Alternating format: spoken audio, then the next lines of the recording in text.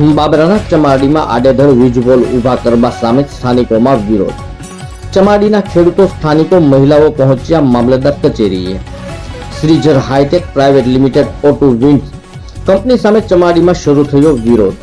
ચમાડીથી કુંવરગઢ તળાવના પાળા તોડીને રસ્તો મોટો કરી ખેડૂતોને નુકસાન કર્યું।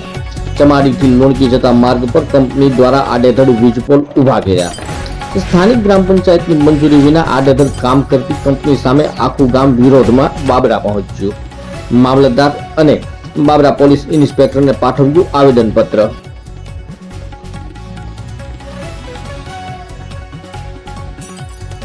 અમારા ગામની અંદર પવન ચક્કાવાળાને ગેરકાયદેસર વહીવટદાર સરપંચે ઠરાવ આપી દીધો છે। હવે ગામને કોઈને ખબર નથી આવા ઠરાવ આપવાના કોણ અધિકાર એને આપે છે એ અમને ખબર પડતી નથી। અમે જ્યાં રજૂઆત કરવા જઈએ ત્યાં એમ કે છે કે એનું બધું લીગલી છે પવન ચક્કાવાળાનું અને અમારું અનલીગલ છે।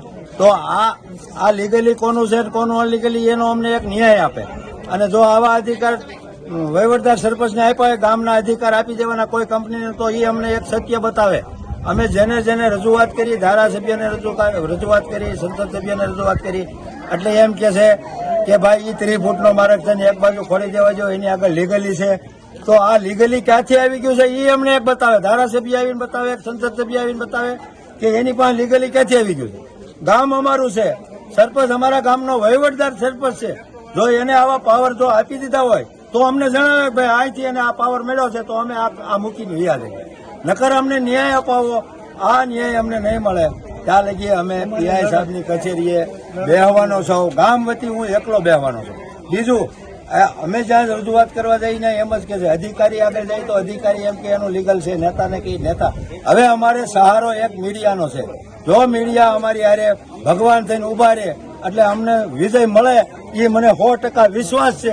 જય ભારત, જય હિન્દ। અમારી જિલ્લાની સહમંત્રીની જવાબદારી છે।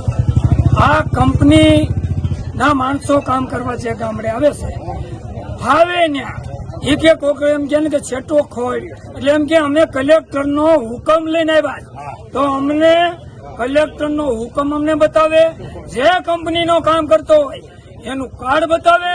એ સિવાય ગામો ગામથી આવી ગયા છે અને ગમે એને છેટે ઠોકી બેહારે છે, એને પૈસા દઈ દે, ખેડૂને છેટે આ લાયન નાખે એટલે હાઈ ટેન્શન છે।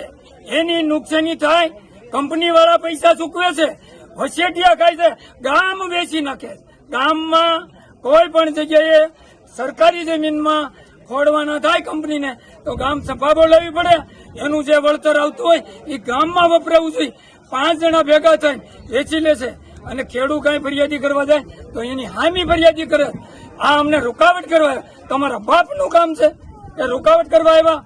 કંપનીના માણસો હોય લાયસન્સ વગર કાર્ડ બતાવજો તો જ કામ કરવા આવજો। કોઈ માણસ આવે એને કરવા ન દેતા। કંપની વાળા આવાને રાખ્યા છે કે દબાવી દે અને 5 ગામમાંથી આવી ગયા। તમે તમારા ગામમાં રહેજો, કોઈ ગામમાં જતા નહીં। આવાનું ગામનું કામ પંચાયત કરશે, ગામ સફાઈ કરશે, કોઈને દબાવવાનો હક તમારા બાપનો નથી। એટલે વિચાર કરીને આવજો। પોલીસ વાળાને એમ કે છે કે ખેડૂતને દેવા કેતા 50,000 પોલીસને દઈ દો ને એટલે ખેડૂતને બે ધોકા મારે એમ કે છે। પોલીસ ફરિયાદી કરો તો પોલીસના ખાટલા પકડી લે। પોલીસના ખાટલા પકડી લેતા હોય તો તમારું હું લીલું કરે। પોલીસની સામે અધિકારીઓ પગલા નથી લેતા।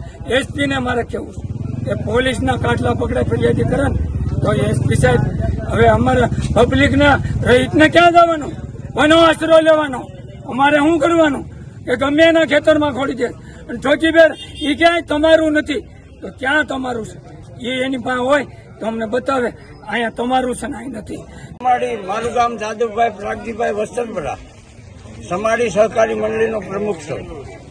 અમારી માંગણી એટલી છે કે અમારા ગામમાં વહીવટદાર કાંઈ વહીવટ કરી જતો હોય એ વ્યાજબી નથી અને અમે સાધારણ સભા બોલાવવાના છીએ। સાધારણ સભામાં ગામ જે નક્કી કરે અને એ અમને જવાબ આપે કે કોની પરવાનગીથી એને આ ઠરાવ આપ્યો। અને અમારા ગામના પાદરમાં નિશાળ છે, 2 નિશાળ, કન્યા છાત્રાલય, કન્યાની અને પ્રાથમિક, એની પડખે લાઈન આગવી પડે બીજે હેડકો કંપનીએ નિશાળિયા ભણે ને ત્યાં